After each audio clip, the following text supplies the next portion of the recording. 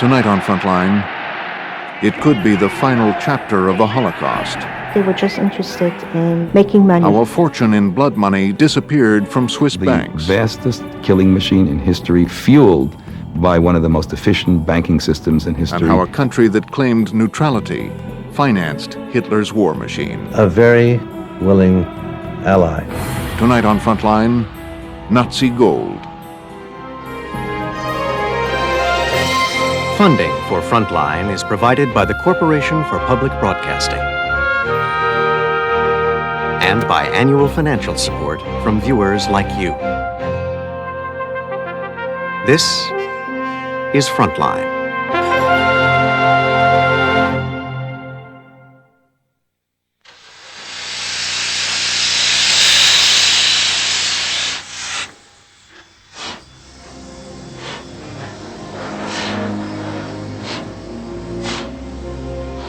It was the early 1930s. They arrived in Switzerland by the thousands.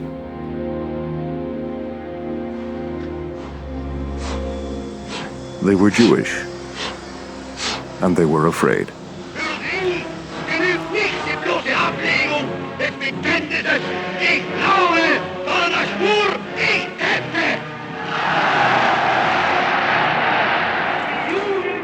They brought jewelry and gold. They hid their money in coat linings and body cavities. Because they thought that if they could save their money, they could somehow bargain to save themselves. They really thought that they still had a negotiable position if they had something to negotiate with. And that's why they wanted to get it out, because they assumed that that could be their only ticket to safety. Swiss banks profited from their terror, just as later they would profit from the war itself. There are couriers that tell you stories about how they had to secret the money in parts of in their body. They had to hide it, and they literally risked their lives to get it there. Bank secrecy laws enticed thousands of Jewish customers. The Nazis wanted their lives. Swiss banks wanted their money. Billions. The entire wealth of Europe was going into Switzerland. It was the only safe place to put money. Einmal wird unsere Geduld zu Ende sein und dann wird den Juden das freche Lügenmaul gestopft werden.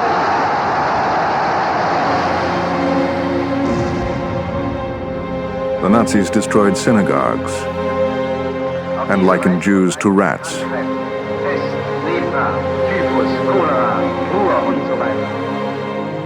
Even when the Nazis made it a crime for a Jew to hold a bank account, the money kept coming. That was risking the life. If you was caught, you lost everything, but you lost, in fact, your life. That's absolutely clear. Dann wird das Ergebnis nicht die Bolschewisierung der Erde und damit das nicht des Judentums sein, sondern die Vernichtung der jüdischen Rasse in Europa. By the end of the war, the banks could assume that most of their Jewish customers were dead.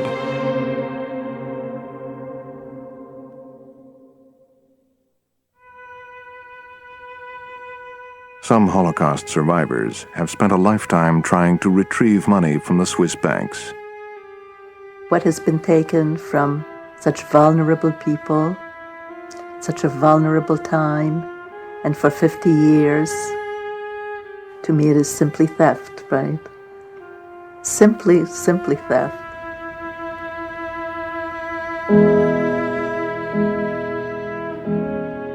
The Nazis didn't discriminate.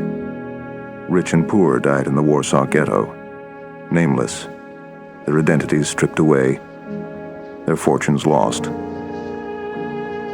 Most of the time I remember spending in an attic, hiding, because there were constantly calls for Jewish children to be, since they were not part of the working force, were just, dead weight, to be exterminated. And so I had to be hidden all the time. Starvation was everywhere. Dead people on the sides, just decomposing bodies. I still remember the terrible odor. Determined to buy them freedom, her mother tried to bribe a Nazi official. Telling the superintendent that she was going to write him a letter withdrawing 3,000 gold marks. Now, I don't know whether he ever did it, but I know that he denounced her and she was sent to Treblinka. From where was she going to withdraw this money? From the Swiss bank. From a Swiss bank account? Mm-hmm. Her mother died. She survived. After the war, like other survivors of the Holocaust, she tried in Switzerland to recover her parents' money. It was a country glistening with prosperity, eerily untouched by war.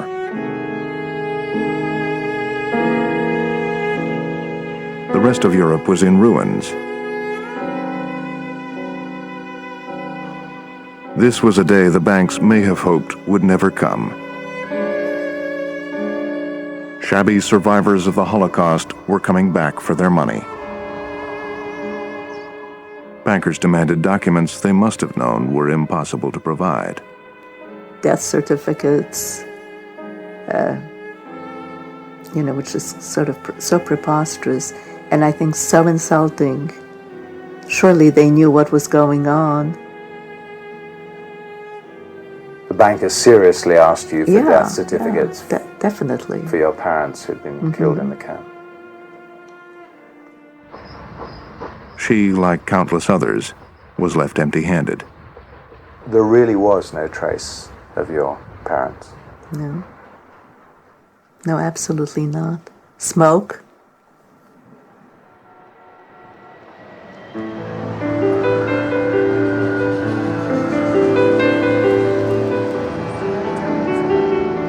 Today in New York, the Swiss banks are being sued for $20 billion by thousands of Holocaust survivors who say their money was stolen. Every day, survivors call to join the case. My mother came from a family of 9 children. She was the only survivor. Everything was erased completely. Yes, our parents and our siblings, and they're gonna be burned.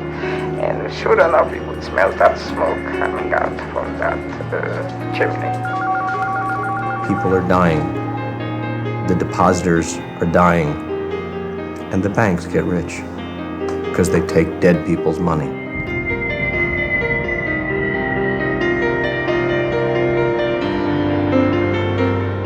The case has pitted Jewish families against some of the most powerful financial interests in the world. All tell the same story. A Swiss account opened in the 30s mysteriously vanished by the time they went looking for it. They've all admitted to that. Some even had proof. Here are the numbers. Here are 4 numbers. He claims that in one account there had been 18,000 Swiss francs, but the money had simply gone. How much do you think that money would have been worth today? 18,000 Swiss francs. I don't know. $1 million?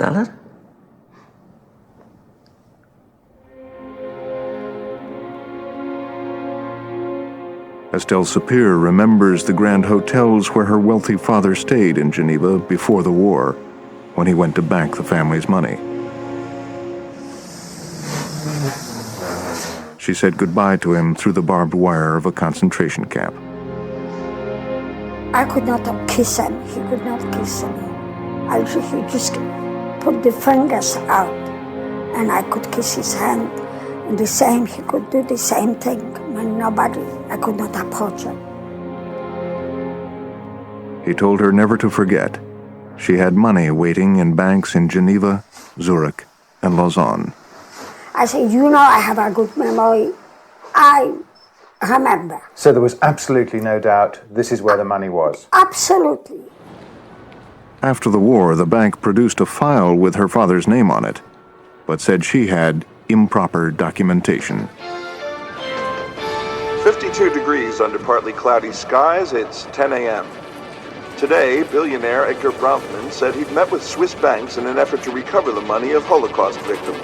Mr. Bronfman is chairman of the Seagroup Corporation and president of the World Jewish Congress. 2 years ago, Edgar Bronfman, head of the World Jewish Congress, resolved to end the suffering of people like Sapir, who today lives on memories and little else. Bronfman is a billionaire many times over. Sapir has lost everything she ever had. Bronfman would use all his power to try to recover millions of francs in Swiss banks belonging to victims of the Holocaust.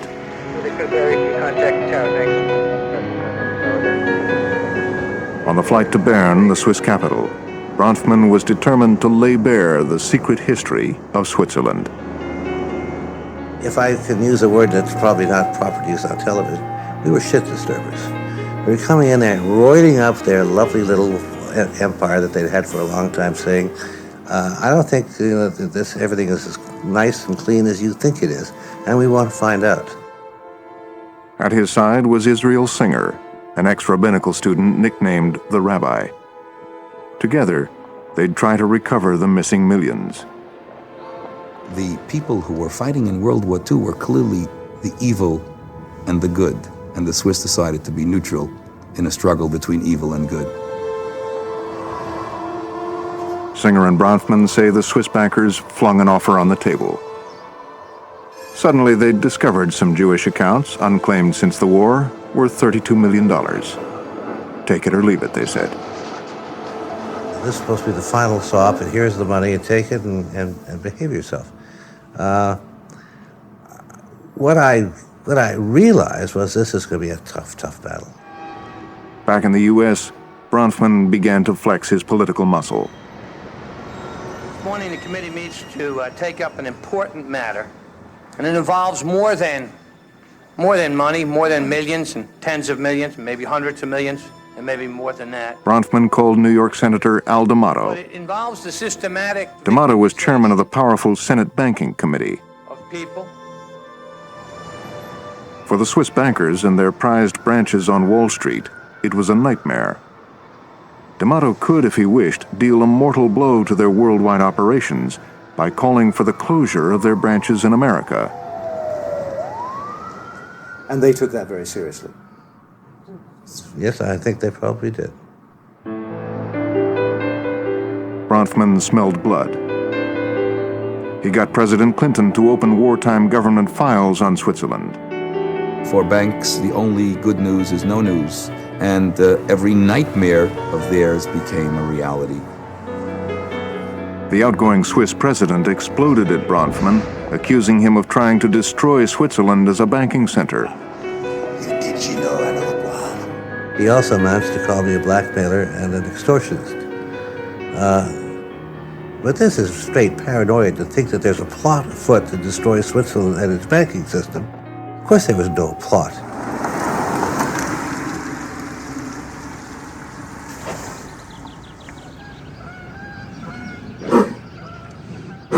At his ranch in Virginia, Bronfman pored over wartime intelligence files. Switzerland, it seemed to him, had always wrapped herself in myths of humanity, democracy, and shining purity. The reality, he believed, was different. Switzerland paid an enormous moral price for its neutrality, and along with that, it also made others, especially Jews, pay a very different kind of price, sometimes with their lives, certainly with their fortunes.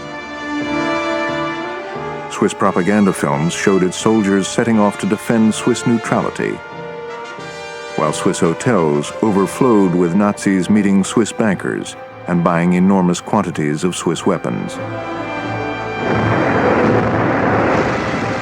The war would tear Europe apart, but make Switzerland rich.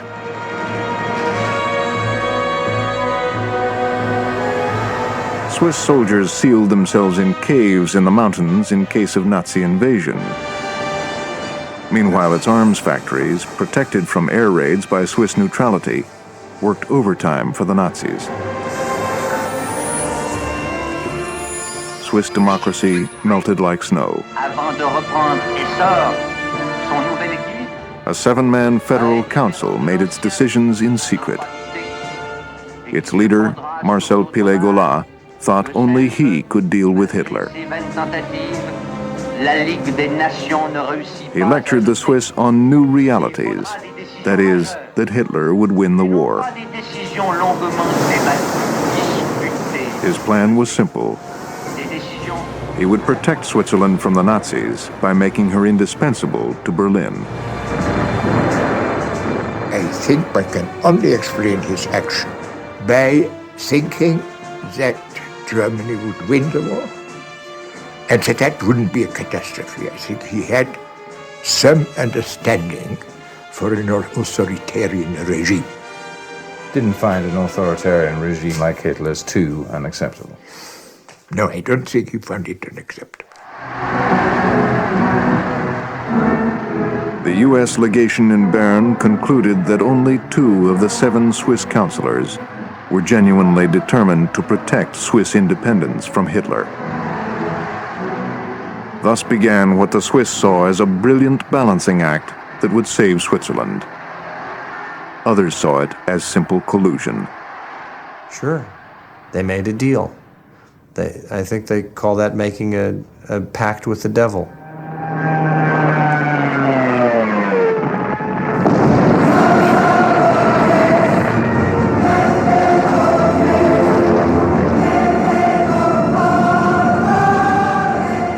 It was the vastest killing machine in history, being fueled by one of the most efficient banking systems in history and by one of the most efficient quartermasters operating through that banking system. The German mark usually wasn't accepted outside Germany. To buy weapons and raw materials, the Nazis needed hard currency, and bankers with more sophistication than scruples. They needed Switzerland. They couldn't buy materials without Switzerland. They couldn't buy the necessary armaments. They couldn't buy all of the things that they needed for the infrastructure. They would have run out of money.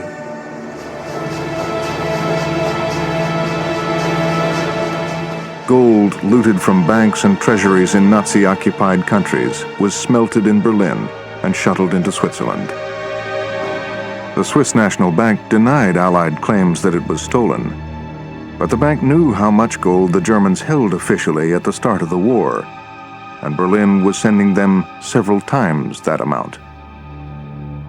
So if you sell more than you have, it must come somewhere. So it was stolen. That's absolutely clear. But you don't know exactly where, you don't know exactly how much, but you know something is not good. There was a darker secret, too.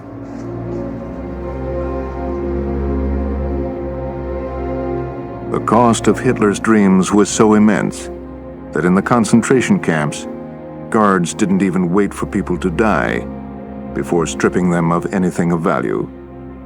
Jewelry, hair, even gold fillings.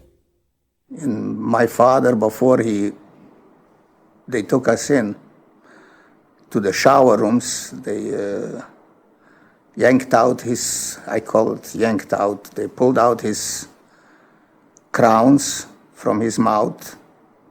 Gold crowns. Gold crowns, and some, most of them were gold crowns. And if it hurt it, he couldn't, they didn't use nothing, they just had a pair of pliers, and they if you tied on a horse, and this is the way they pulled it out. The fillings were sent to the Nazi bank in Berlin to be smelted into bars. I can't even describe you the way they were treating us. They weren't treating us like people. They were treating us like animals. We're so desperate for this gold. Desperate. Oh, for gold, they were, right away, they were just looking in your mouth. The trains that brought the Jews into the camps took the plunder out in special boxes. The Swiss banks were waiting. That's a normal banking proceeding. We are not here to ask where from you have the money. That's impossible. U.S. intelligence files suggest gold from the concentration camps, smelted into ingots, was sent to Switzerland and sold for cash. Absolutely, we have now documentary evidence of that. Shocking. Of course, this is shocking, and we can just say we did not know it. Nobody knew it at that time. Last year, the Swiss government selected Thomas Bohrer to defend its honor and its history. We had one goal during the Second World War: survive as a nation and protect our citizens. And to achieve this goal, we had to deal with the devil. If you deal with the devil, you have to compromise, you may make mistakes. We were in a horrible situation, like a lot of other countries. Now I don't say that no mistakes were committed, that no crimes were committed, but overall, if you judge the whole government policy and the people of Switzerland, you can say they stick to certain principles well established, and these principles have also a moral ground. As the Nazis swept through Europe, for desperate Jews fleeing the SS, Switzerland seemed their only chance of survival. Because, you know, when you have no hope, you hold to the only theoretically possible hope. And some got through. So if some got through, you will get through. And what else? You know, there was no other hope. It beckoned refugees like a light in the darkness. I could see Switzerland with lights, and I was coming from dark, occupied Europe. We can be like birds are going to lights. I did the same thing. Seemed warm and welcoming. Yes. In 1939, a sign on a mountain road read, "Switzerland is the haven of the dispossessed. We acknowledge the great enrichment brought to us by homeless refugees since time immemorial." By now, it was a myth. They gave order to reject women, men and children.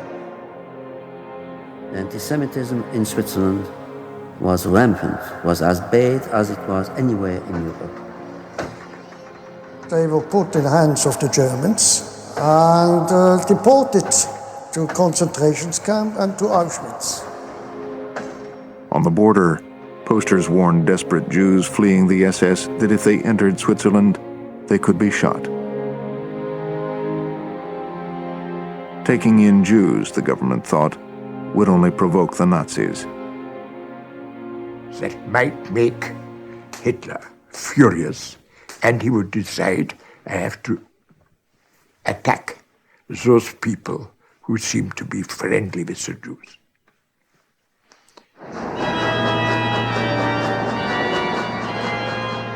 Even before the war, the files of the Nazi Foreign Ministry record that serious consideration is being given in Switzerland to blocking the flow of Jews out of Germany. To make it easier to turn them back at the border, the Swiss asked the Nazis to stamp a J in their passports.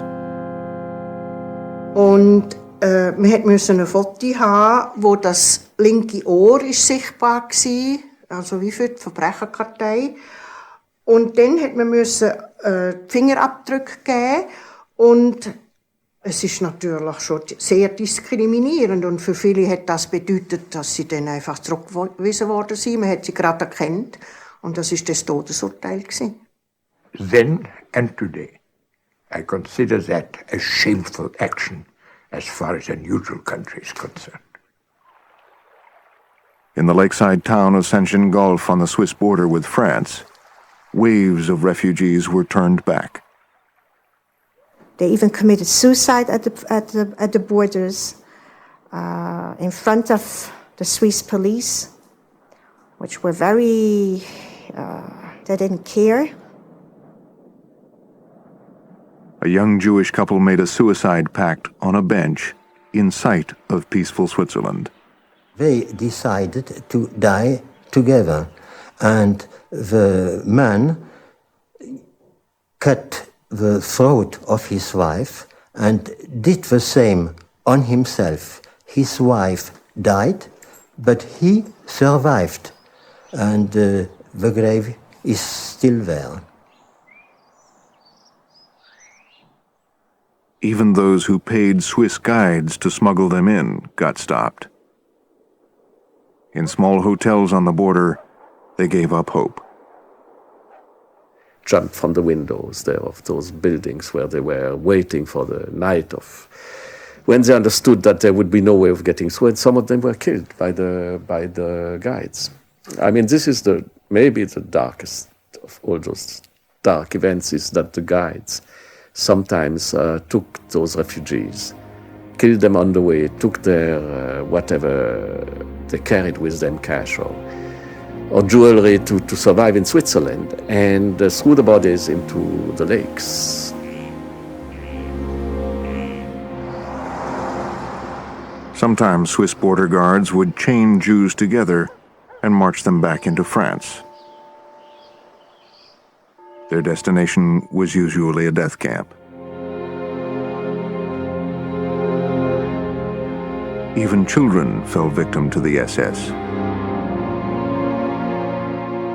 Some escaped and arrived without their parents at the Swiss border. Because there were constantly calls for Jewish children to be exterminated. And so at first, children were allowed in, but later some were turned back. They didn't want to remain with 20,000, 30,000 Jewish children.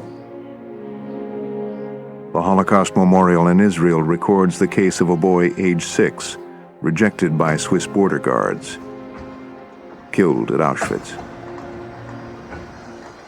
They knew exactly that between the refugees sent back were children. And it was authorized? Yeah, they gave order to reject women, men and children. It's written.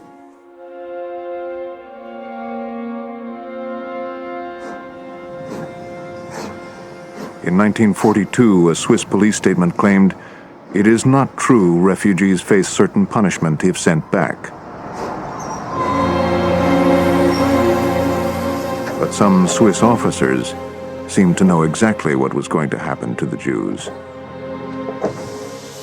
The officers, they asked us, you are Jewish? And we answered, sure, we are Jewish. So if you are Jewish, you will have the same fate that have all other Jews. What happened to them when they were sent back? That I think we knew. I said so. We knew that they were annihilated. You knew that the Jews who were turned back were annihilated by the Germans. Yeah.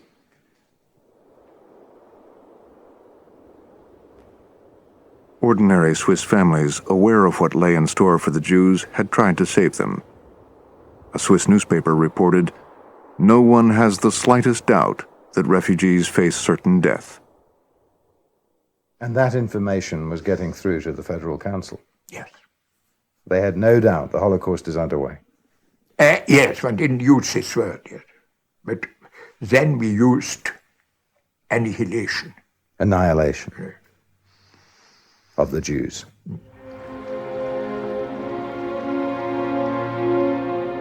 Unaware of Swiss policy, the Jews kept coming.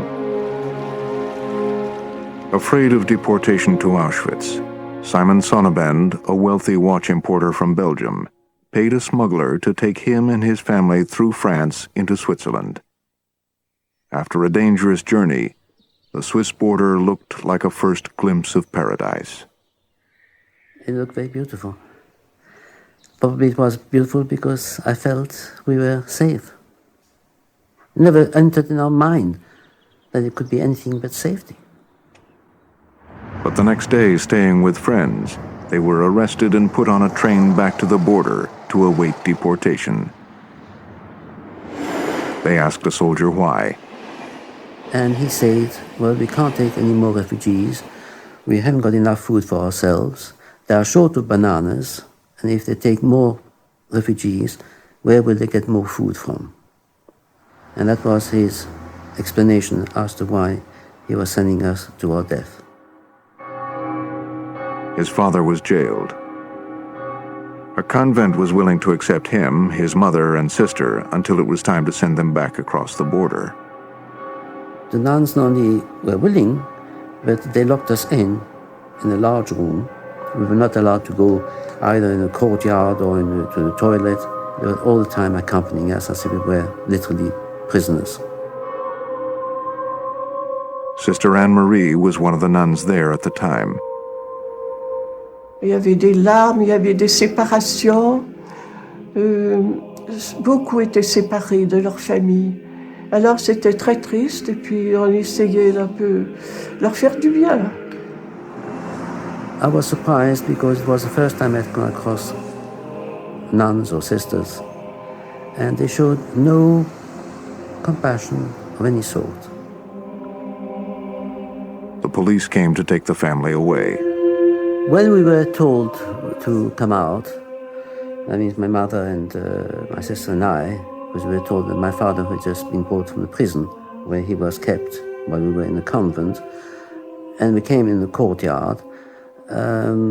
She started crying and screaming that they couldn't take us away because she knew that it was, if we were sent back to the Germans, that we would be deported to Auschwitz, and it would be our death. She cried and screamed and fainted. But Sister Anne-Marie says she heard of no Jews being expelled. Eh bien, avec longtemps après, donc ces dernières années, quand on a commencé à parler de ça, à parler des Juifs. Mais autrement, on ne savait pas. They were driven to the border with occupied France by taxi and made to pay the fare themselves. It was 6 or 7 francs, Swiss francs. Across the border, the SS was waiting. His mother and father were ordered onto a train to the east, the children allowed to stay in France. The Swiss, effectively, were partners in the murder of my family.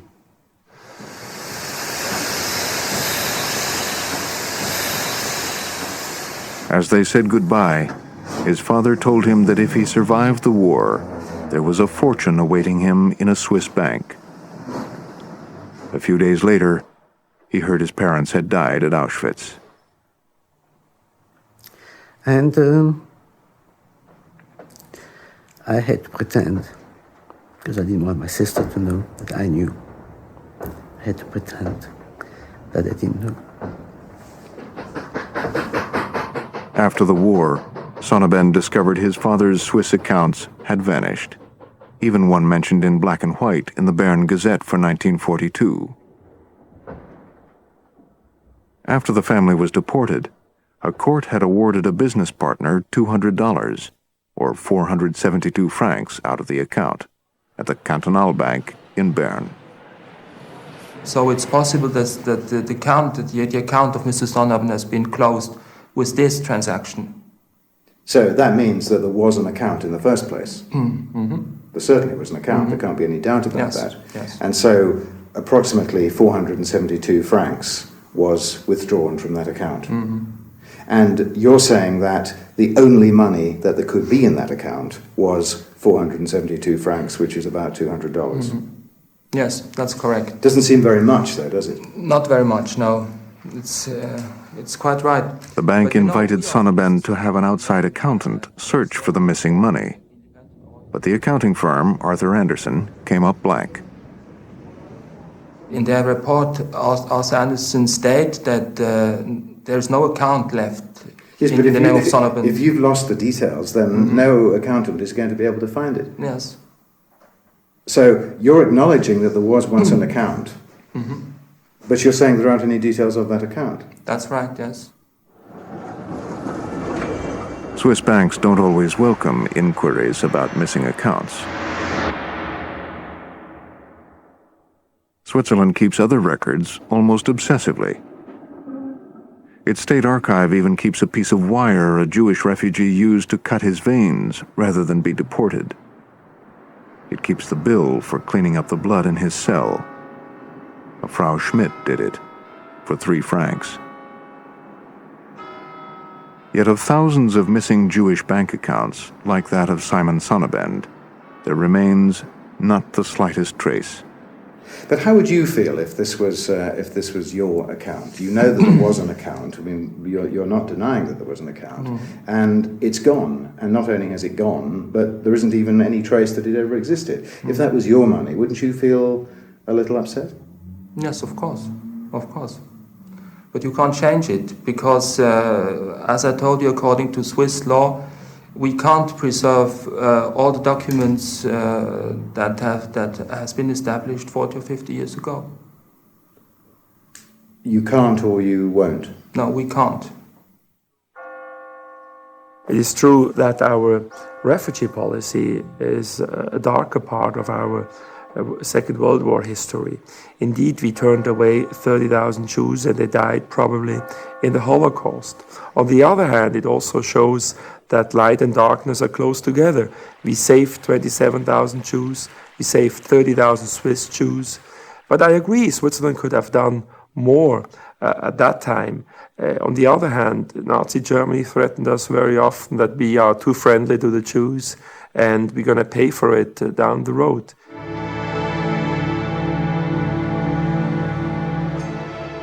During the war, Switzerland seemed oddly remote from the violence its banks were helping to finance. Bern, the Swiss capital, was full of Nazi bankers and buyers.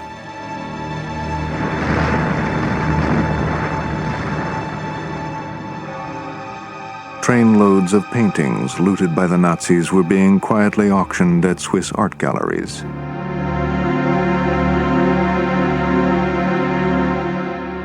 Big German corporations like IG Farben, that worked countless slave laborers to their deaths, depended on Swiss front companies for their links with the world.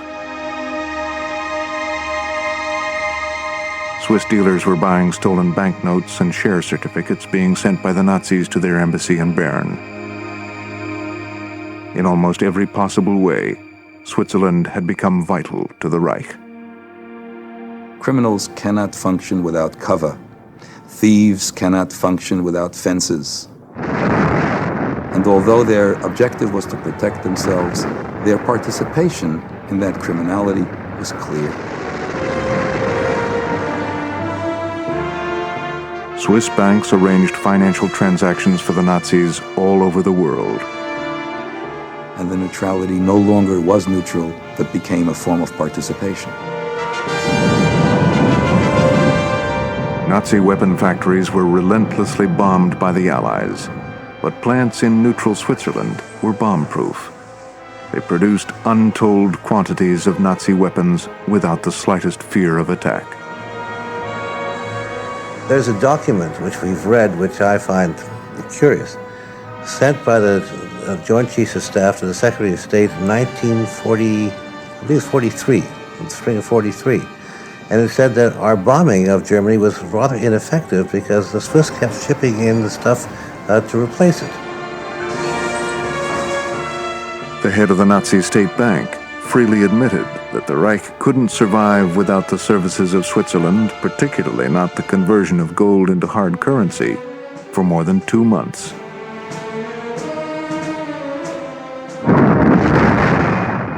Banks in other neutral countries weren't nearly as sophisticated. They were producing those gears that kept that machine rolling, and had there not been that machine rolling, the war would have been considerably shorter. The number of deaths would have been considerably smaller, and not just Jewish deaths, but American and British soldiers would have died in smaller numbers. The amount of vast murder committed without any rationality would have been far less. There's just no question about it. This is a totally absurd accusation. There is no statistic, there is nothing who proves that. And that's the reason why Swiss historians, say it's absurd, if you look at the historical facts. But we have German officials themselves saying literally that we would not have been able to continue for more than 2 months without the conversion of gold into hard currency by the Swiss.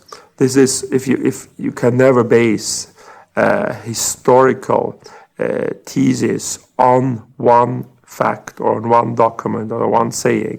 You need a lot of proofs.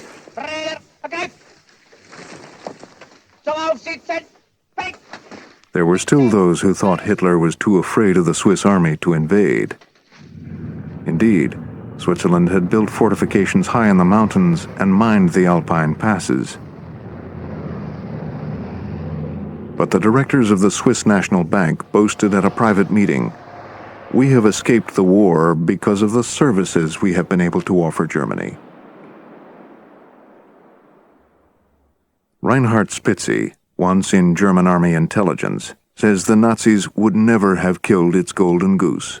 Because it is so clear that we needed Switzerland as a place for money, a place for production, a place for certain special armament, but invasion and occupation, that was out of question, I think.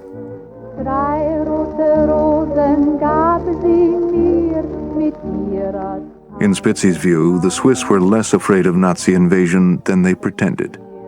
The Swiss said to the Allies, they must behave like they behave because of the danger of entering the Germans. But they meant another thing. They meant that they would lose the business with Germany, no? I think that was an excuse.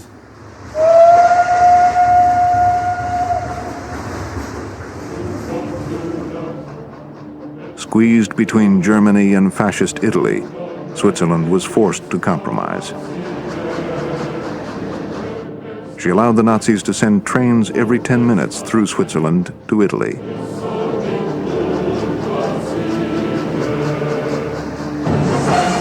Its men at war, the Reich went looking for slave labor to keep its factories running.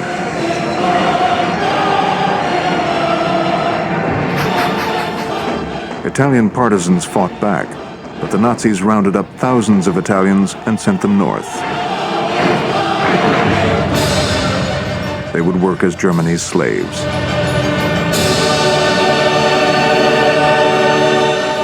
It was a journey from which many would never return. These people were put in these trains, and the trains were locked up with seals.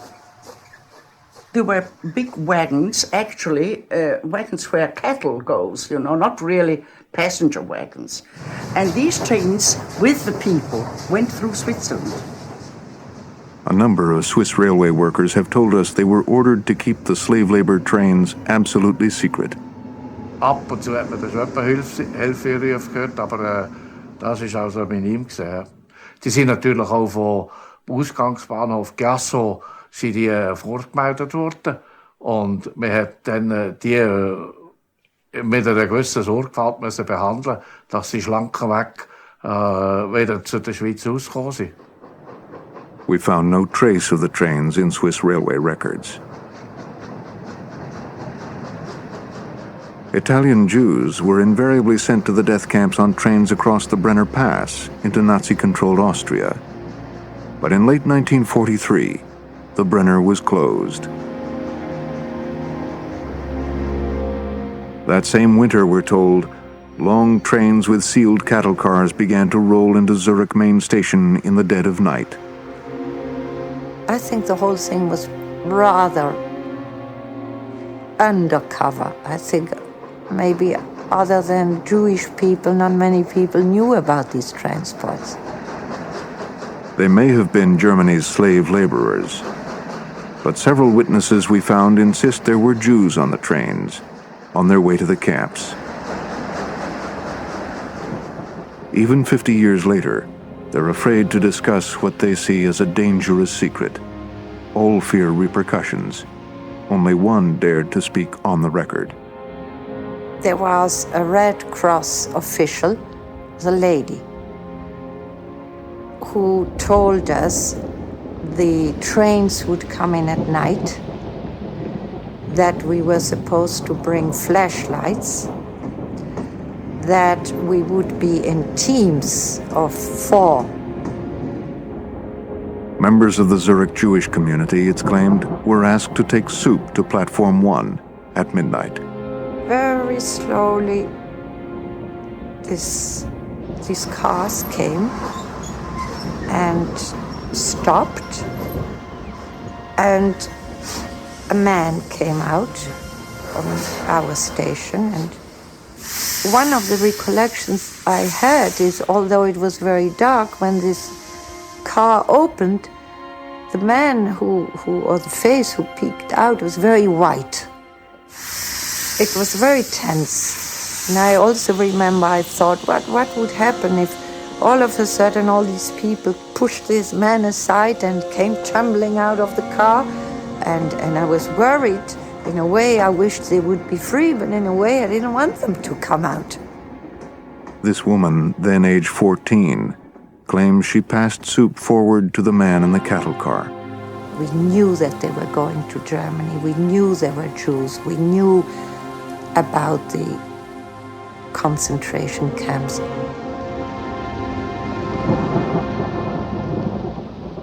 If true, her story for the first time would connect Switzerland directly with the Holocaust. This type of thing always troubled me. And even today, when I have to review it, it's very troublesome. At that time, I didn't feel responsible, but later on, I think I felt responsible.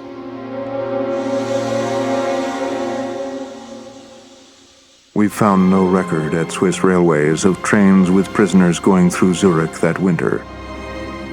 The Red Cross also says it can find no record of aiding prisoners on trains going through Switzerland. But there were trains. The question is, who was on them, and where were they going? I have checked with historians. There is again no documentation, no proof to this allegation. And also in Switzerland, we do not have any witnesses. And I think it would be very difficult to hide this kind of transportation in a free country. And Switzerland was a free country even at that time.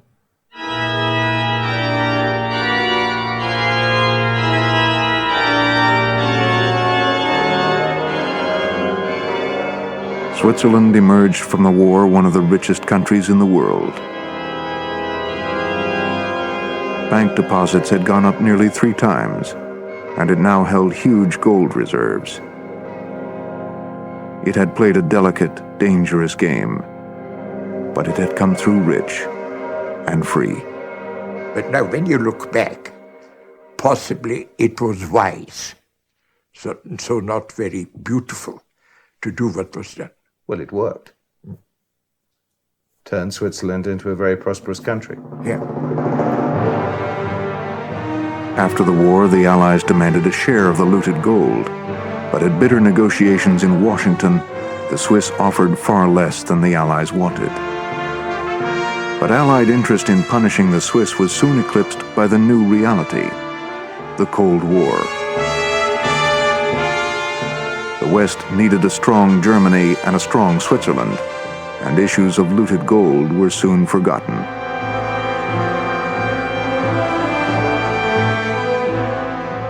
Forgotten, too, was the fate of the Swiss bank deposits of Jews who died in concentration camps. The money disappeared once the word came out that all the Jews were dead. Let's draw our own conclusions. By the end of the war, Swiss bankers and lawyers certainly knew that their clients were not going to return. Soberly dressed men, lawyers and accountants engaged by Jews before the war to look after their accounts, showed up at Swiss banks to withdraw their dead clients' money.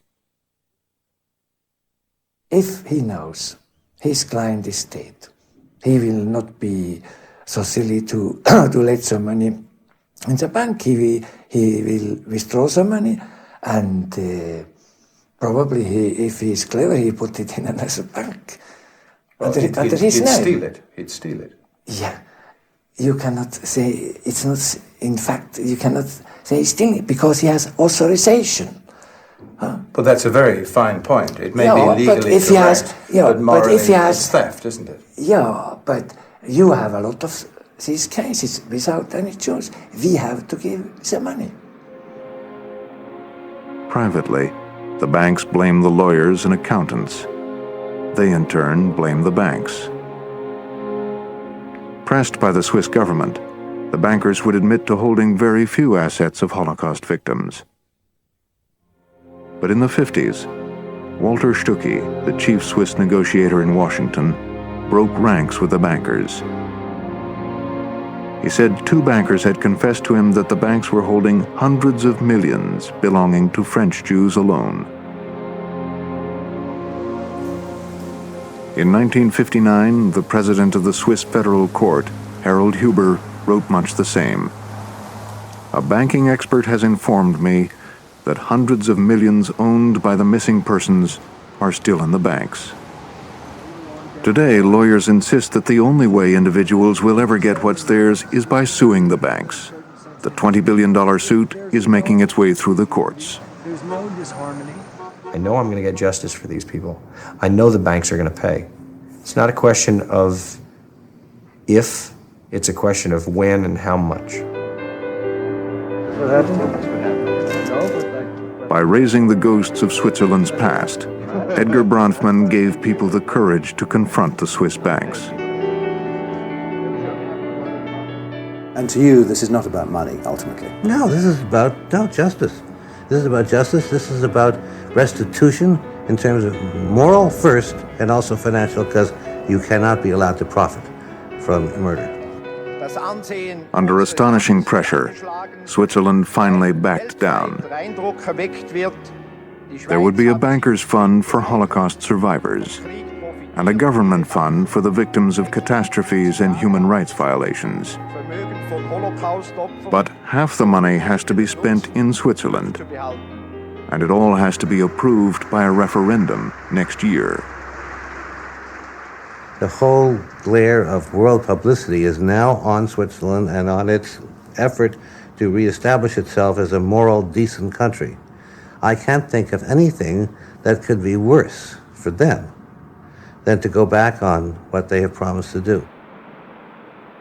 We are not a special country. A lot of Swiss still believe that we are very different, but a lot of Swiss have to learn now that we were already in the past very much like other countries. We had in Switzerland good people and bad people, and we behaved not more bold than other nations. So the myth is shattered? I think it's like often every myth has a lot of fiction, and in the myth about Switzerland there was also fiction involved, and now we see a real picture about Switzerland.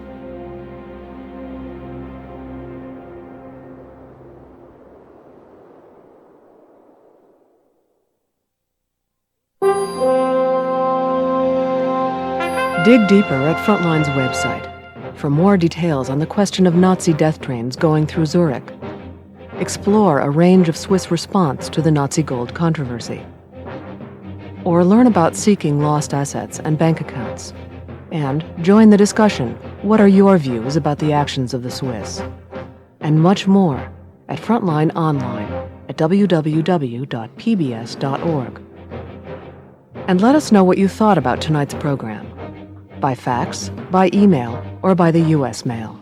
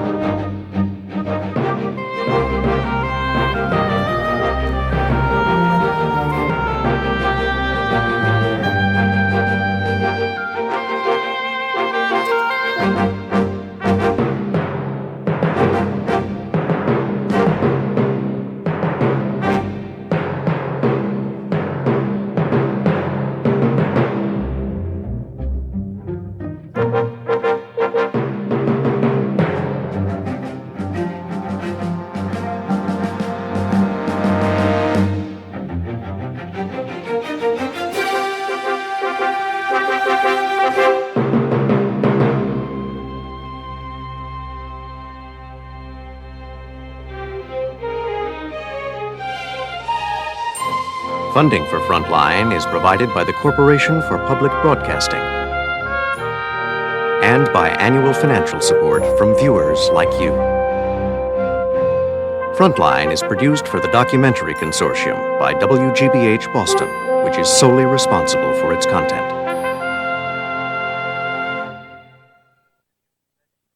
For videocassette information about this program, please call this toll-free number, 1-800-328-PBS1.